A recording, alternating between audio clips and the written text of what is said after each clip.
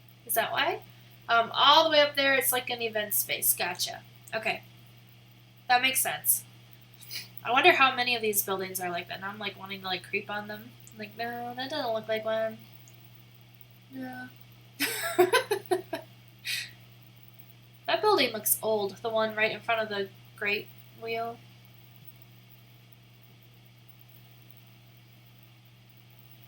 I can see how that one would have an event center at the top. Alright, zoom it back out. Sorry if I'm making you dizzy. Let's see here. Alright, so the Space Needle experience. So I rated the experience as well as the gift store. So pricing, I put it a bit on the pricey side, as to be expected with a tourist attraction in a big city. So I rated it 4 out of 5. They don't charge for children under 5, which I thought was interesting. A lot of places will do 2 and under are free of charge, but the Space Needle apparently will let your 5-year-old go up for free. And the costs, like I said, are about average for a tourist attraction, so that's why I got a 4 out of 5. Is it worth it? I think so. Like I previously stated, we purchased the day and night pass so that we could go up in the morning and at night to view the city. I don't really have any pictures from at night because my camera was dead by the time we went up there at night. And so the pictures I have are cell phone pictures, which are just not great. But yeah, we greatly enjoyed being able to see the city during the day and at night. It was pretty cool. The inside deck also had some fun experiences. There's probably a name for the lounge. But like they had a virtual bungee jump, like where you put the VR goggles on and you got to bungee jump off of the Space Needle. I did not personally do that, but my husband did, and I got to watch it like on the screen. So 5 out of 5. It was pretty fun. But again, we were there during the off season when there's less tourists. So I think that just made it better because we could really have like the space to ourselves. So it got a 9 out of 10. 9 out of 10. Used to be Bank of America Tower. You don't know why the name changed. Agree with that, it's pricey, but worth it as quintessential. Yeah, I mean, like I said, I think a lot of like the big tourist attractions are going to be pricey because they know people are going to go, and they know they're going to pay it, and that's just how it is. And who knows why buildings change their names? Like, I know Chicago used to have a Sears Tower, but I know it's not the Sears Tower anymore. But do I know what the new name is? No. I have no idea. Alright, but I rated the whole entire Space Needle experience 9 out of 10. Okay. So next, so the area surrounding the Space Needle is called the Seattle Center. So we didn't really know what was around the Space Needle until we were up on the viewing deck and we were kind of looking around and we're like, this looks pretty cool. We should go wander around. So again, it's just the area around the Space Needle. There's various hours for different facilities. As you can kind of see from this map, there's like the Museum of Pop Culture. There's the Seattle Children's Museum. There's the Pacific Science Center. So there's different facilities here, and they pretty much have their own hours. I did not look to see if they all align, I'll be honest, so they all could be open at the same time. I don't know. So I just put various hours for different facilities. I rated it as good. The Space Needle is just one of the many wonderful things to see in Seattle Center. So while my husband and I were walking around Seattle Center, we went and saw the International Fountain. This was pretty cool. I'm not sure if it does this year-round. Probably not. It probably gets too cold at some point. But it was playing, like, doing the fountain art, like, to music. And then, like, there's people skateboarding, picnicking all over, like, around this fountain. It's pretty cool. Yeah, I haven't seen, like, a lot of fountains that I'm really, like, that's really cool, you need to go see it. But this was one of them. There's, there was a playground called the Artist at Play Playground. And since my husband and I are the mature adults that we are, we played on the playground. um, 10 out of 10 fountain. It is a good fountain. It is a good fountain. But I don't know why, but I really liked this playground. Like, one of my top memories of being in Washington is this playground. So the slide really caught my eye. It's like a really long slide for like a standard playground. Like, so I was like, I need to go down that slide. So I have a picture of my husband on the left climbing up this, I don't know what you call it, a tube? I don't know. That's how he chose to get up there to go down the slide. So I have a picture of him climbing up. And then I also climbed up that rope tube thing. And I felt very claustrophobic in it, mostly because I'm quite certain it's built for children to climb. So, like, a grown person, I felt very crowded in it. Like, my legs are too long to comfortably climb up in it. Like, I think you can kind of tell in that picture his knees are resting on the rope as he pulls himself up. Because he can't just, like, climb like a ladder, because it's too narrow. And then the picture on the right is me coming out of the slide, having the time of my life. Like I said, we're grown adults. But parks are fun. Alright. And then here's another fountain that I just thought was interesting. So this is not exactly in Seattle Center. This is down the road. You can see the Space Needle is up the road. But this is called the Father and Son Fountain. They're, at least according to Google, that's what I could find. There might be a different, like, more artistic name for it, maybe. But I like Father and Son Fountain. It gets the point across. So it is next to the sculpture park. You can see that behind them. But I want to say there was a train station nearby too, but maybe I'm misremembering. But no, I liked it because in art, I feel like a lot of times you see mother and child sculptures, mother and child art, or it's mother and father and child. I feel like you don't see a lot of father and child art. Sam is Seattle Art Museum, who runs the sculpture park. Did you see the head that is from Chicago too? I don't think so. I don't think I did. Yeah, and the train runs right through there. I was trying to remember if there was a station. I think there's a station in Seattle Center, but like not down here by this fountain. But this is me trying to pull memories from 6 years ago. So, I could be wrong. Alright. So Seattle Center, as a whole, I rated it 7 out of 10. Only the thing that really brought it down was just like the pricing. So like to enjoy all of the experiences at Seattle Center, it can get pricey.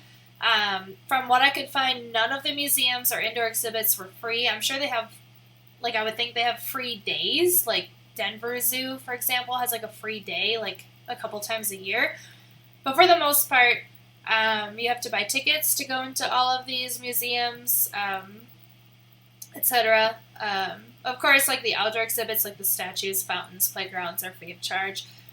So I gave that a 2 out of 5 just because many people visiting Seattle are going to want to do all the things and to see all of the museums and such. Like, I literally went through and, like, priced out, like, the full price tickets, so not, like, if you have a discount or anything. And it comes to about $182 for one adult to do all the things in Seattle Center alone. So that's why I gave that a little bit of a low rating. For a variety of sites, there are outdoor sculptures, fountains, playgrounds, there's a sports center, an art museum, science museum, a planetarium, so 5 out of 5. Good variety, so I got a 7 out of 10. The first Thursdays of each month are free days. That's cool. That's good to know. I'm actually going to write that down because I have a blog about this trip. I always feel like such a brat when I say blog, and I don't know why. But I have a blog about this trip, so I may just put on there, so first Thursdays, free, question mark, for the art museums. Okay. Art museums, maybe science museum. Okay. Thank you for letting me know. Because I always feel like that's super helpful, like, especially, like, I mean, like, for everybody, really. But, like, especially if you have a troop going with you, it's helpful to know what days you can save some money on. But yeah, so I gave the entire Seattle Center, and this is, like, excluding my rating from the Space Needle. So Space Needle has its own rating. The rest of Seattle Center is rated 7 out of 10 with my Imbeccable Bullshit rating scale. Okay. So moving on to the Seattle waterfront. So that Olympic Sculpture Park that's like on, like towards the top of the image is where I was standing when I took that father and son fountain picture. Was around there. It's a little bit hard to tell, but there's a pink dotted line on the map that's outlining what the waterfront is, according to the Googles. I mean, I feel like the definition of waterfront is pretty self-explanatory. But it's the area down by Elliott Bay. Again, there's various hours for the different facilities down there. The Great Wheel's down there. There's stores on Pier 66. The Seattle Aquarium is down there. I rate it as good. The Space Needle, oh, look at that. I have that on there too. The Space Needle is just one of the wonderful things to see about Seattle. Oh. Alright, so like I said, the Seattle Great Wheel is down there. Here's a picture I took of it. It looks like a great big wheel. Bet you're surprised. Alright, so Seattle Great Wheel, again, Photo Verge, don't kill me. Don't come for me. I gave it only a 3 out of 10. I was so disappointed with the Great Wheel. So I know it's a tourist attraction, but I think this one was a bit expensive. $17 for one adult to go around 3 times.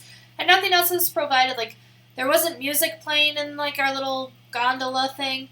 There wasn't, like, anything else. You just sit your butt on a little booth thing, and you go around 3 times, and you hop off. Now, I will say that price does seem less or around the same price as other large famous wheels, but all this pretty much told me was that I will probably not go on another big wheel. Because I was just kind of like, meh, really didn't need to do that. You used to work at the Edgewater Hotel on Pier 67? That's really cool. Like, I feel like that'd be, like, the coolest place to work, because, like, there are so many things to do, like, on your lunch break, like, so many different places to, like, go eat, but maybe you got free lunch at the hotel. You probably did. I don't know. But so is the Seattle Great Wheel worth it? I personally don't think so. Like, yes, the seats are comfy. Yes, the ride is smooth. The ride was really smooth, okay? It's not like a Ferris wheel, like, at, like, your local county fair where you're, like, in an open thing and it's, like, rocking back and forth. It's not like that at all. You're, like, in an enclosed... It's pretty much like a gondola on a wheel, like an enclosed carriage thing. And it's very smooth. However, the glass wasn't kept clean, so, like, we couldn't really view the city at all, so we just kind of sat there and went around 3 times and got off, and we were like, alright, cool. So 1 out of 5. I'm sorry. And again, we were there during the off-season, so, like, while there was, like, no tourists up on the Space Needle, the line for the Seattle Great Wheel was still very long, which, like, that didn't really go into effect with my rating on it, because, like, everything touristy is going to have a line, typically, but I only gave it a 3 out of 10. Honestly, many of us were disappointed when it got built, but us photographers are happy to take photos of it. Yeah, like, I like taking pictures of it, but being on it really didn't do anything for me. Yeah, free lunch cup to Sarah. Yeah, that makes sense. And then I went to the Seattle Aquarium. So here's a few pictures I took at the Seattle Aquarium. So there's an octopus. There's a sea otter. That one was a sea otter. It wasn't a river otter. I'm pretty sure. And then it's an oyster catcher bird. I really like the color of their beak. That's why I took a picture of him. But otherwise, he blends in pretty well with his surroundings if it weren't for his eye and his beak. Alright, Seattle Aquarium. So ticket pricing. Tickets range depending on what day you go to. They're more expensive on weekends than during the week. But you're typically looking at $25 to $30 for an adult ticket. So I put 2 out of 5 only because the average cost for a similar ticket in the United States is $13.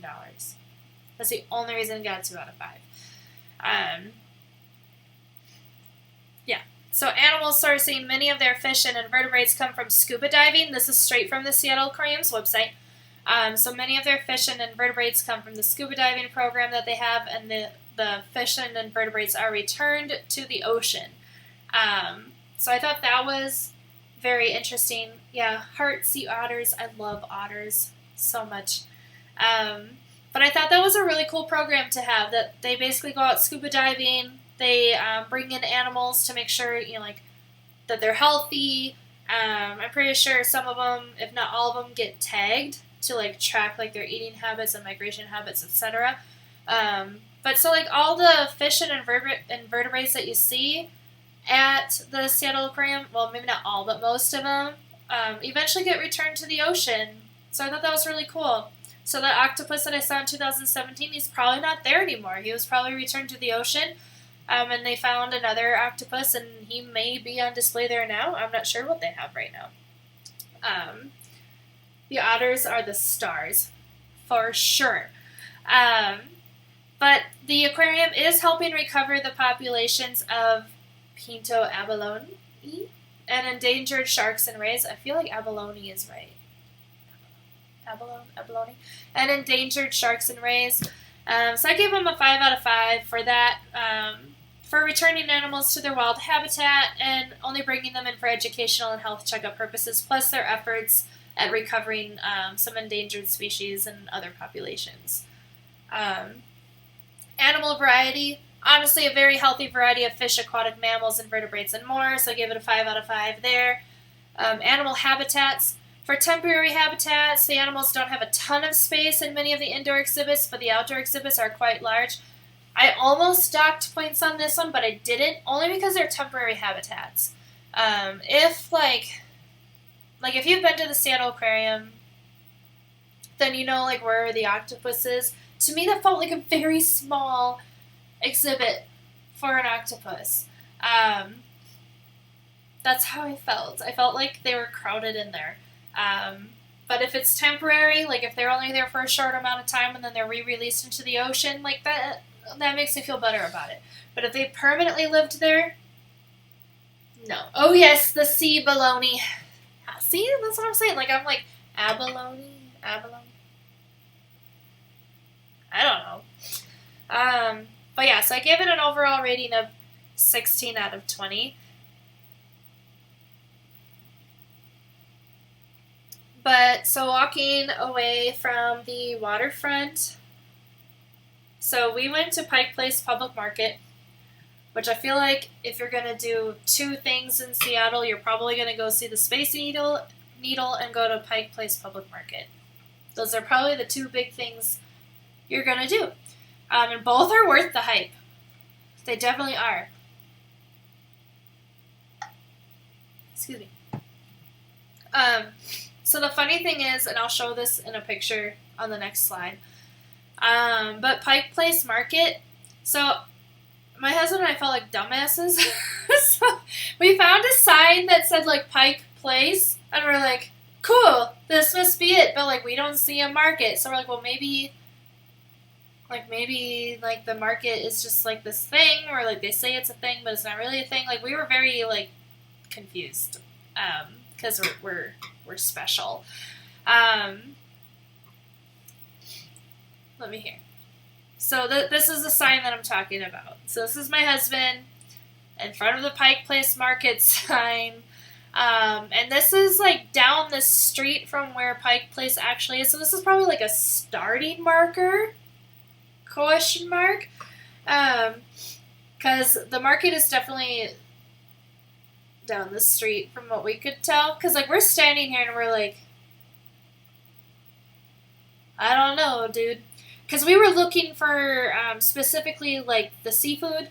Because I think everybody knows about the people throwing the fish and catching it. So that's kind of what we were looking for, and we were we don't see that. So we were kind of confused when we were standing under this sign, but that's okay because we did find it, I promise. um, so here's a piece of it from the outside. So it's a public market, farmer's market, so there's a lot of things inside Pike Place. So like in this picture, or if I can zoom in. So this here, all this white stuff on the inside, that's ice that like seafood is sitting on. So that's kind of what we were looking for.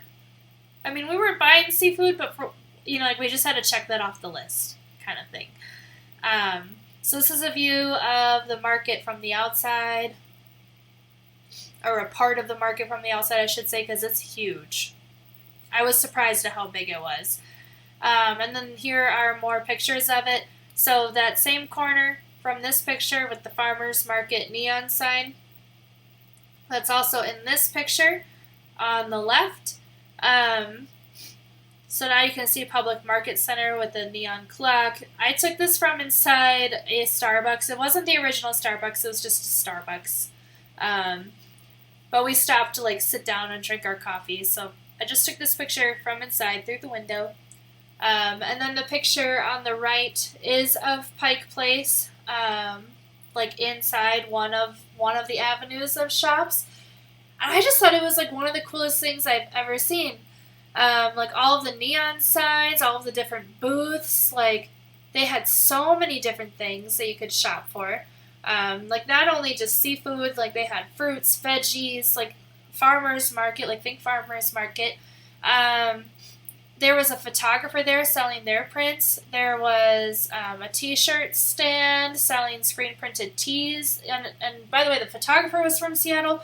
The t-shirts were screen printed from a person that lived in Seattle. Like, so it was all local, like local artists, local artisans, jewelry makers, cooks, farmers, etc. It was very cool. Like, I really wish we had something like this in the Denver area. 10 out of 10 would recommend. Go there. And it's not just like, you look at like this hallway. It's not just this hallway. There's like, it like branches out. It's like a maze. Like seriously, like you go up little steps, like little sets of stairs, and then you're all of a sudden in another hallway with a bunch of stores. Like there was a bookstore there. It was really easy to get lost in, but in a good way. Like I would go there again in a heartbeat if I found myself in Seattle. But rule about Pike Place, you can't open there if you've opened in a different location before. Interesting. True about the shops. I don't know about merchants selling on tables. Like I just remember there was one hallway in particular where there was like setups, and maybe they were like permanently installed tables, kind of thing. But like yeah, like a photographer was there and had prints set up, and then like right next to them was the t-shirt person, and then there was a florist like selling flowers. I mean, it looked like tables, but they could have been, like, permanent structures. I'm not 100% certain. But seriously, it was so cool. But that's interesting that you can't open there if you've opened in a different location before. I wonder, like, how strict that is. Like, if you had, like, a storefront in Colorado and you moved to Seattle, like, would they be like, no, you can't have a shop in Pike Place because of that? That'd be interesting. Yeah, one thing I really like about the picture on the right, I don't know why, I always enjoy these kind of things. Look at this bird. Just living his best life. It's like, I'm just shopping Pike Place. Like, there's all these people, and there's just this bird hanging out. So my rating on Pike Place, I gave it a 15 out of 15. It got a perfect score. Pricing, it's a marketplace, okay? It's filled with a plethora of items available. I was shocked by the variety of items that were there. The market is huge. I give it a 5 out of 5. Product sourcing, many if not all of the shops are locally caught seafood, thrifted items, merchandise from local artists and business owners, 5 out of 5. And I put there's a reason that locals and tourists love this place. Product variety, we saw locally handcrafted jewelry, thrifted items, screen printed tees, the photographer's booth, seafood, bookstores, etc., etc. 5 out of 5. So many things. 15 out of 15. And yes, everything has to be local by market policy. That makes sense. The mini donuts are my favorite, and they have mini donuts. But yeah, I mean, it was just really cool. I will talk about my South Dakota trip like in depth another day, but if you've ever been through South Dakota, there's all these billboards talking about this thing called Wall Drug, like it's a Wall Drug store. And I thought Wall Drug was going to be like Pike Place, because like the way it was advertised, like they kept advertising all these different things, and I'm like, oh my gosh, it's going to be really cool, like Pike Place. It's not. I would not recommend going to Wall Drug, but Pike Place, go to Pike Place. It's awesome. Like, seriously. Like, if you were going to do one thing in Seattle, like only one thing, I would probably tell you to go to Pike Place instead of the Space Needle. That's how much I liked Pike Place. I'm pretty sure Wall Drug was that thing from Willy Wonka and the Chocolate Factory. You know, it could be, but it's a real place. Also, in South Dakota. Maybe Willy Wonka lived in South Dakota. I don't know. I have no idea where the factory is supposed to be in Willy Wonka. Maybe New York. I don't know. I have another water cup. Alright. Another thing that my husband and I did that was super touristy, but zero regrets, is the Bill Speedle's Underground Tour.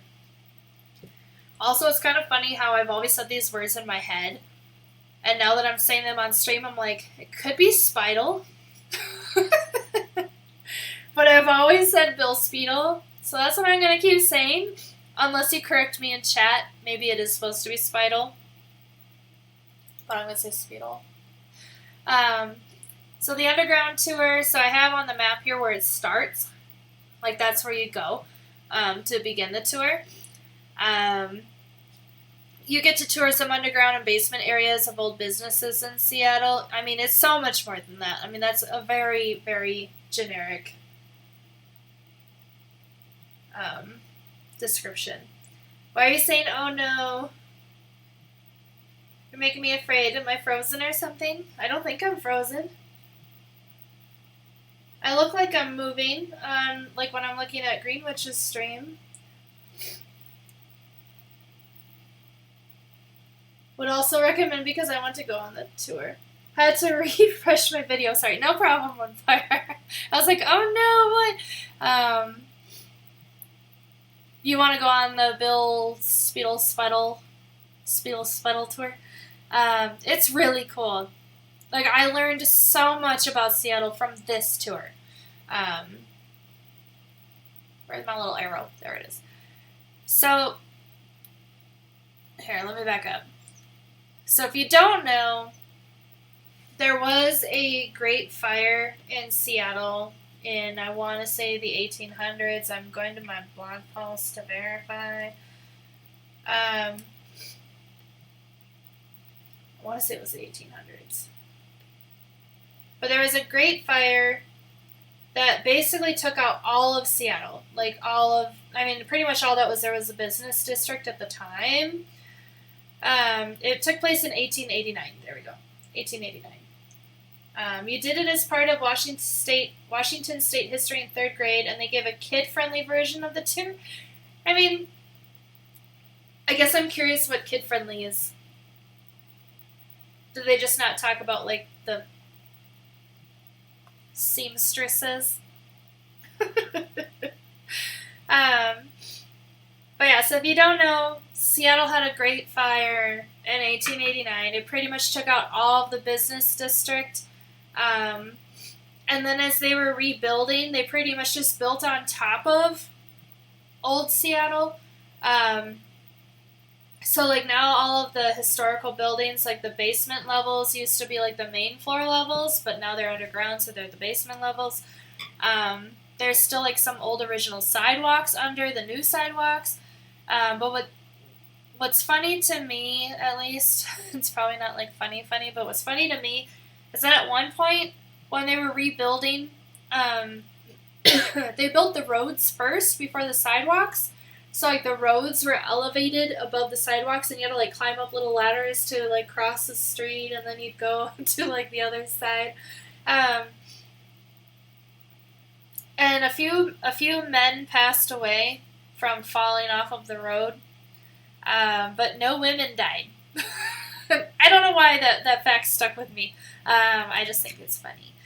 And then the reason the sidewalks weren't built up to the same level as the road is because there was like a dispute about who owned the sidewalks, like whose responsibility that was, the shop owners or the cities. But after a few gentlemen died, the city was like, we don't want to get sued for this. We're going to build the sidewalks. So yeah. Have you seen that McDonald's in Rome or somewhere in Italy where they have an original Roman highway underneath the McDonald's, so they built a clear floor to see it? No, but I will. Here, I'm bringing out my notebook again because I want to check that out after stream.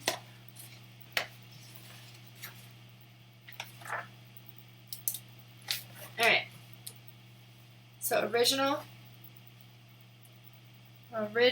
Roman highway McDonald's. That's what I'm writing. Original Roman highway McDonald's.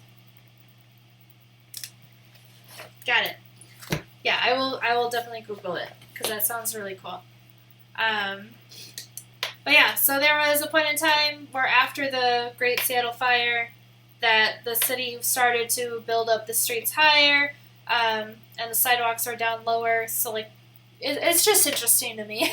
And then capitalism, whatever, government responsibilities, they were like, we don't want to get sued. The city was like, we don't want to get sued, so we're going to build the sidewalks up so they're on the same level as the streets. So this here, so, you know, like, businesses still had their basement areas. There was some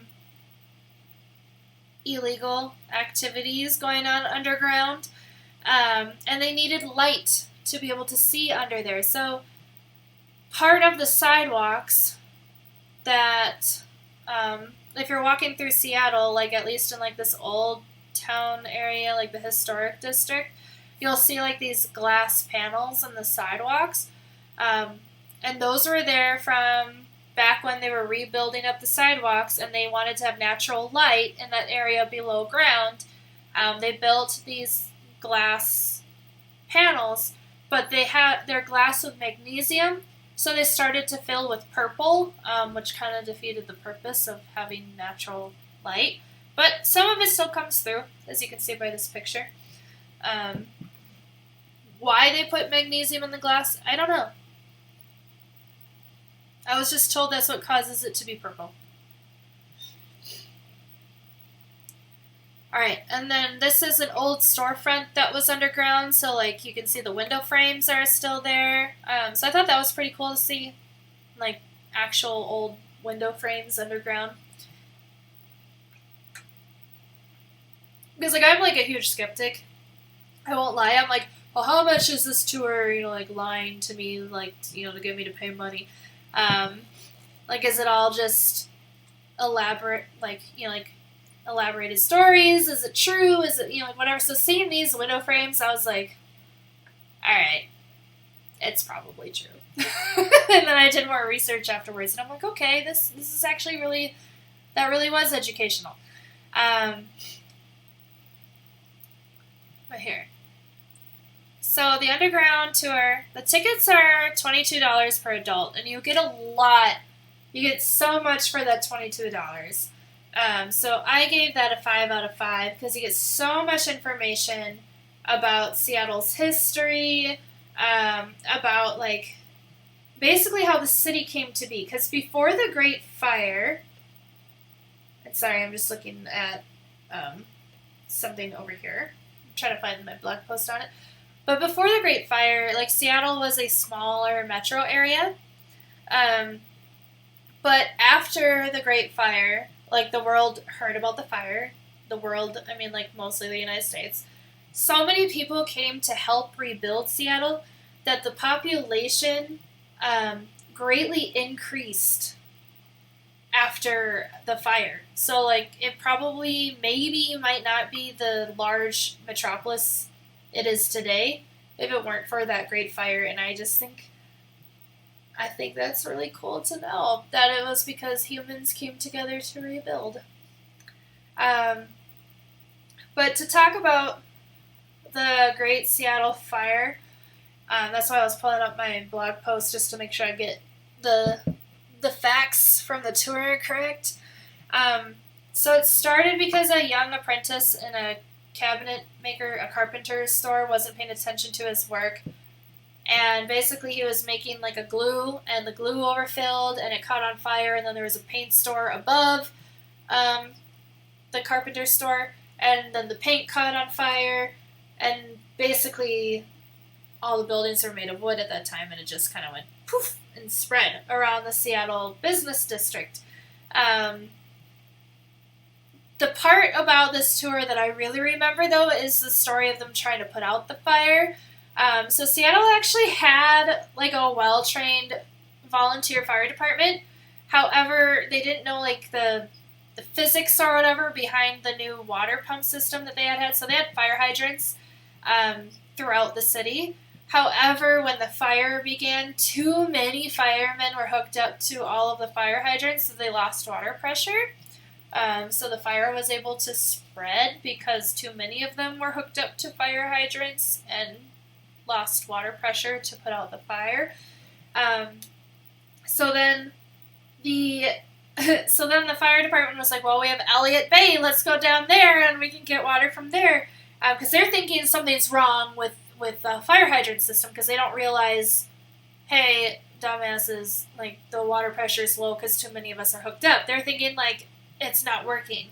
So they try to go down to Elliott Bay and pump water from there, but I guess the tide was out, and so like it was too low to do anything with at that time. So they pretty much were kind of like, we're screwed. And then, so like basically everybody that was living in Seattle at the time like gathered at the top of a hill and were watching Seattle burn. And then the mayor at one point decided to try to like basically make an explosion and hoped it would cause a firewall. That did not work. That just spread the fire even more. But the amazing thing is that there are no recorded deaths from this fire. Like, there are 0 recorded deaths. There's, like, stories of a young boy dying in the fire, but there was never a body found. So, on record, it's 0 deaths for this great fire that took out this whole city. So, I don't know. I just think that was amazing that, like, nobody died from this giant fire.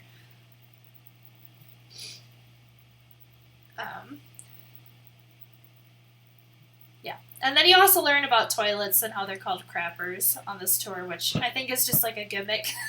But they're like the toilets with like the pull strings. And they called them crappers on the tour, which is funny. You could buy like a little crapper from the little store. We didn't buy anything from the tourist store. Yes, this is where the term fight fire with fire comes from. I am sure of it. It's possible. However, they also tried the same thing in Chicago, and that fire took place a few years before the Seattle Great Fire. And then, like, I don't know why people don't learn their lessons, because then when San Francisco had their great earthquake and then the fires that happened after the earthquake, they also tried to fight fire with fire, and that didn't work too well for them either. So, not sure why we kept trying it, but that's okay. But I gave the tour a 10 out of 10. Like, I just learned so much from it. Like, it was amazing. But yeah. was just really cool to see downtown too. But I was trying to remember what her name was. And I can't remember it, and I'm not seeing it in my blog post that I wrote about it, so I'm not sure if I just didn't catch her name. I could probably Google it. But so there was an industry, I suppose you could say, that a workforce that women could go into. And the lady that like ran this business donated more money to schools than Bill Gates had at the time of this tour in 2017. Like if you take into account inflation, etc., that lady had donated more money to education than Bill Gates had at that point in time. And that's pretty incredible. Her ladies were also given very high rates of pay.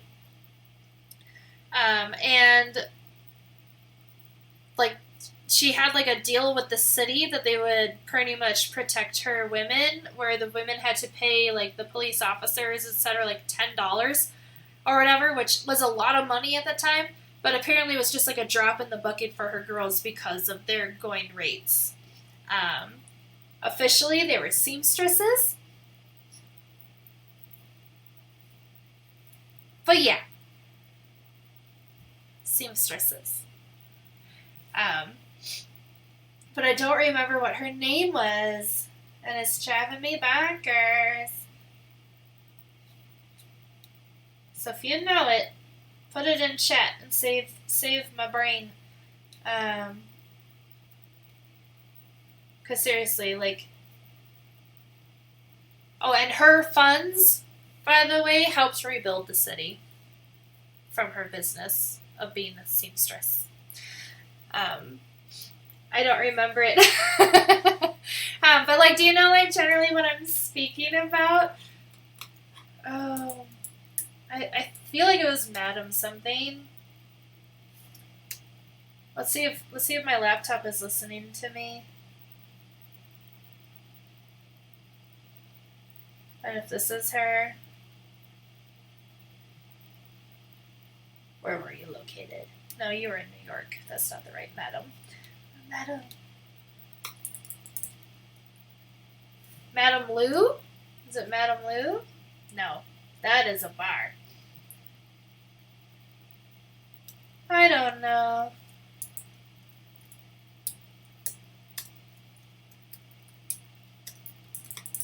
I'm like Googling Madam. Maybe it is Madam Lou and that bar is named after her.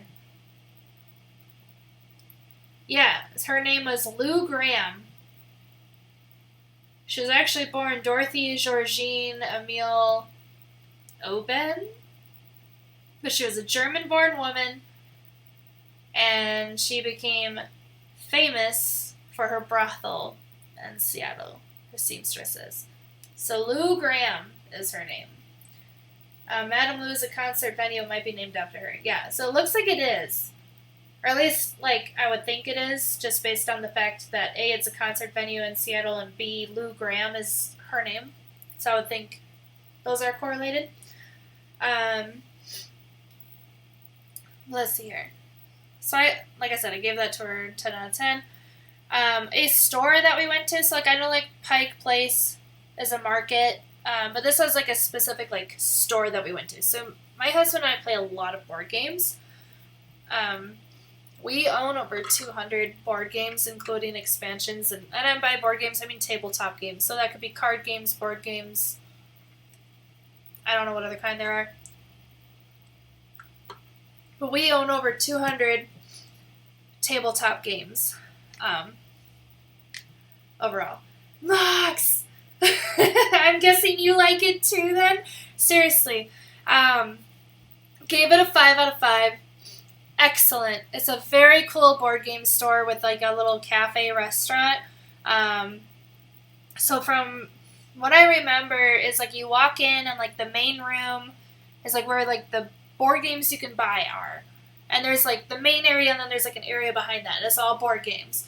And then to the right is where like you would like play Magic the Gathering with your friends, like if they have like a Magic the Gathering night at the store. Yes, I'm happy you went here. Yay! And then to the left was the like cafe, and I don't remember if the cafe restaurant had a different name or not. I just remember it gave me like Edgar Allan Poe vibes, which I loved. But my husband and I loved this board game store so much that we talk about it still to this day. Like when we go to board game stores here, we're like, we wish we had a Mox. Like we wish we had one like that here. Because it was just so, like the selection was so vast. Like just like the look of it, like the vibes it gave. Like I said, it gave me Edgar Allan Poe vibes. I'm not sure if that's what they were going for. That's what I got from it. And I really liked it. I thought it was really cool. But yeah, and I'm pretty sure, so this wasn't on my original plan of stuff for us to do while we were in Seattle. I'm pretty sure my husband was like, I want to buy a board game for myself for my birthday, and Googled like best board game stores in Seattle, and Mox came up. But yeah, seriously, the coolest board game store we have been in. Not even one of the coolest board game store we have been in. But yeah, so 5 out of 5 for Mox. Lots of love there. Alright, so Seattle totals. Alright, here's my summary. So again, we went to Randy's restaurant for breakfast. Randy's restaurant is permanently closed from what I can find online. I gave it a 3 out of 5. It was breakfast food. Nothing really stood out to me. Lola, we went there for lunch. Greek cuisine made with locally sourced ingredients, 4 out of 5. Tango, which was a restaurant. I honestly don't know what kind of cuisine they served. We just went there for the cake for my husband, so I gave it a 3 out of 5. Elliot's Oyster Bar, 5 out of 5. Again, that's down on the waterfront, and they have all sorts of different kinds of oysters, and they're very sustainable as well. Like, they're very picky about what oysters they bring in, which I think is really important when you're like in the seafood industry. The Space Space, the gift shop at the bottom of the Space Needle, I gave that an 11 out of 15. Space Needle itself, a 9 out of 10. Seattle Center, the area around the Space Needle, a 7 out of 10. Seattle Great Wheel, 3 out of 10. Just really didn't do it for me, I guess. Looks cool when you're not on it, but actually paying the money to go on it wasn't really worth it. Seattle Aquarium, 16 out of 20. Pike Place, 15 out of 15. Underground Tour, 10 out of 10. Mox, 5 out of 5. See, I loved Mox so much, I had to give it like its own page. And that brings it to 91 out of 115.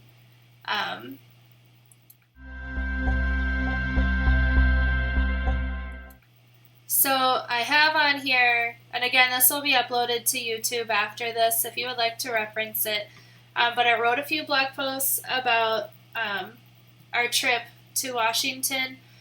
So like we spent 2 days in Seattle, so this was kind of like a mesh of those 2 days.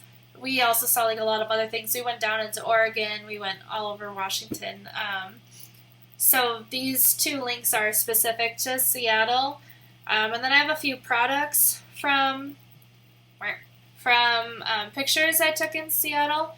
So I have these other tabs open, so just let me run through here. So this blog post is, like it shows Randy's restaurant. There's more pictures from the Space Needle in the blog post. Here's my husband doing that VR bungee jumping off of the Space Needle on the indoor deck. The International Fountain.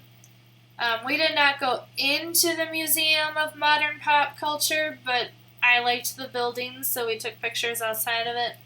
As you can tell, my husband's was taken with my camera, and my picture was taken with his cell phone. Why I didn't give him my camera, I don't know. And then the playground.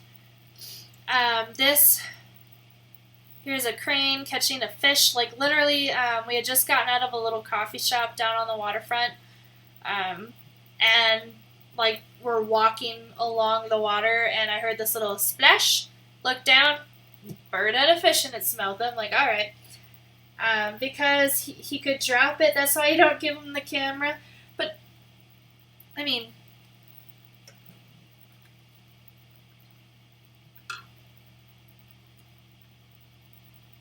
true. Could happen, but I could drop it.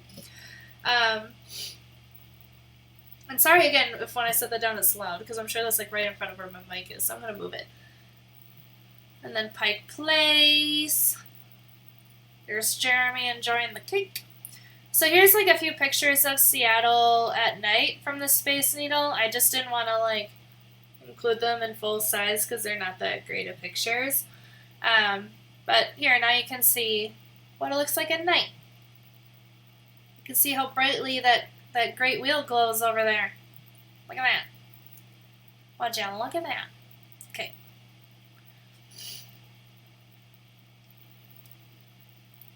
And then there's this other blog post, and this has more in-depth on that Beatles Spidal Underground tour.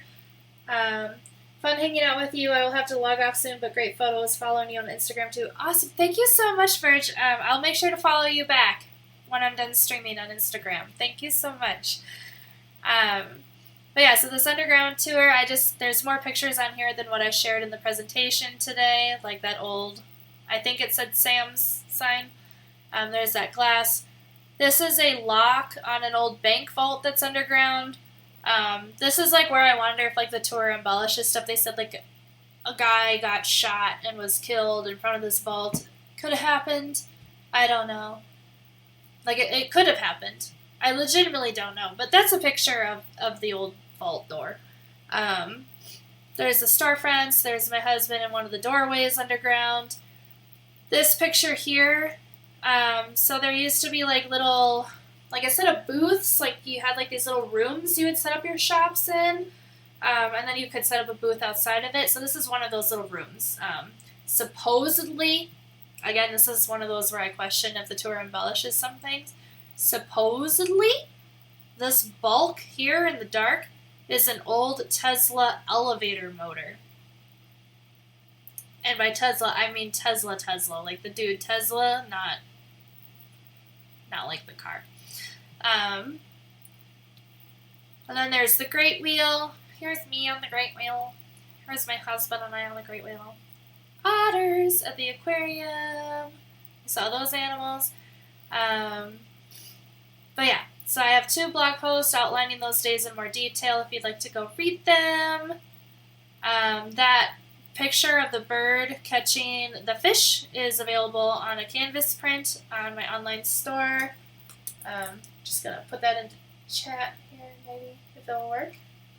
I know Streamlabs and Stream Elements has been dumb lately, so I don't know if the commands are gonna work right now. There we go. Okay, it's just a little delayed. So that's a link to my store if you're interested. So that picture of that bird catching the fish is available on Canvas. And then I put that picture that I took from inside the Starbucks at Pike Place on a pillow.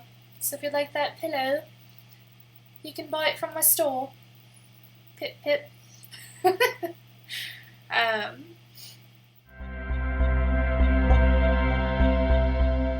I'm going to change the category to just chatting now that I'm done going through Seattle.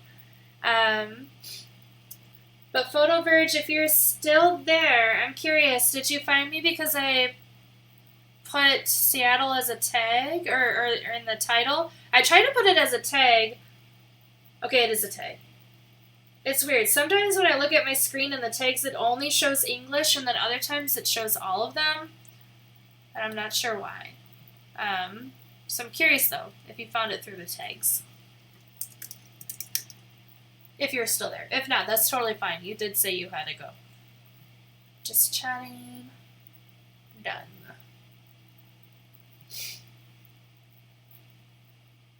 Perfect.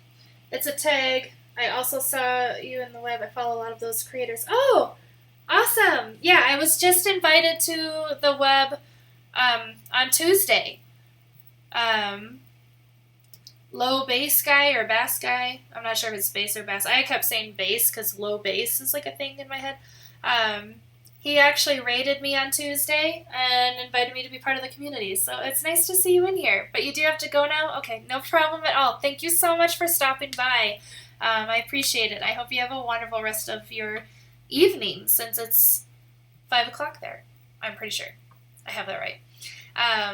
But yeah, so have a wonderful evening, Photo Verge. Thank you again for stopping by. Appreciate it.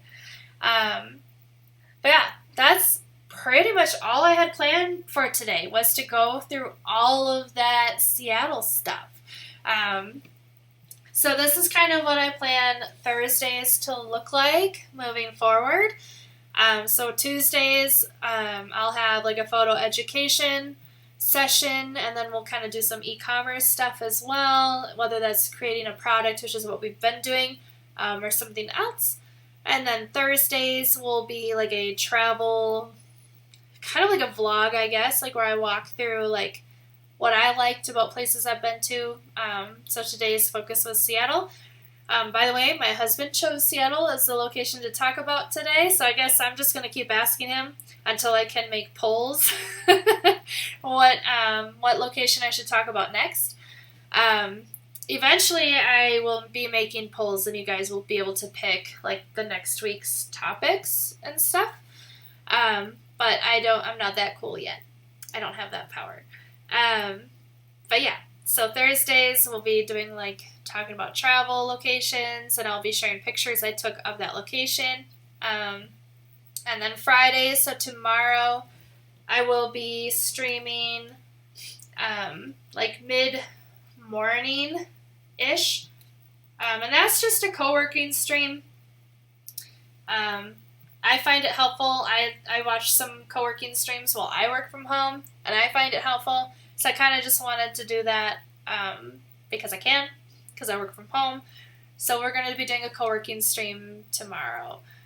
Schedule is always kept up to date on Twitch. I do have a Discord if you'd like to hop in there. I just made it last week, so kind of playing around with that. This is my third stream I've ever done, but I just wanted to make a Discord because I wanted to get some thoughts out there into the world.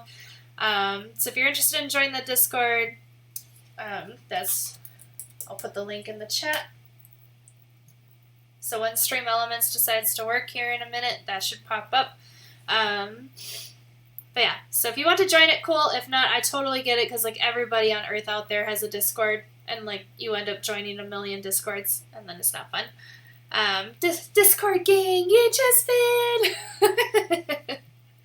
But yeah, so I did make a Discord. But yeah, so streaming Tuesdays, Thursdays, and Fridays. Yeah, photo education. If you want to learn about photography, be here on Tuesdays. If you want to learn about e-commerce, be here for like the second part, later half on Tuesdays. And if you want to learn about like a location you're potentially traveling to, or just want to watch somebody review your hometown, hop in on Thursdays. And if you just want to relax, come in on Friday. Now that I know how to play music on my stream, I think my first co-working stream will be a lot more chill than what I had originally planned, because before I didn't know how to play music in my stream, and I'm like, well, I'm just gonna be sitting over here on my work computer while people are like just sitting here in silence listening to tap tap tap tap tap tap. But I'll have the music on now, so that'll work out. But yeah, so if you're interested, hop on for co-working stream tomorrow. There won't be a lot of chatting. It's just pretty much going to be background music and me working. Of course, like if you hop in chat, I'll say hello. I'm not going to be rude. But yeah. But I'm going to wrap it up there, because that's all I really had. I knew I do a lot of talking about Seattle. Like I said, this will be posted on YouTube later. I always save my videos immediately off of Twitch, because I think because I don't have 50 followers yet, they don't hold on to the videos as long, so they like delete them after a few days. So I just download them and upload them onto YouTube, and I post those YouTube links in the Discord. So if you're interested, there you go. But otherwise, thank you guys so much for joining today and listening to me chat about Seattle. And I will see you tomorrow if you're going to be there for co-working stream. Otherwise, I will see you next time. All right. Thank you guys. Have a good night.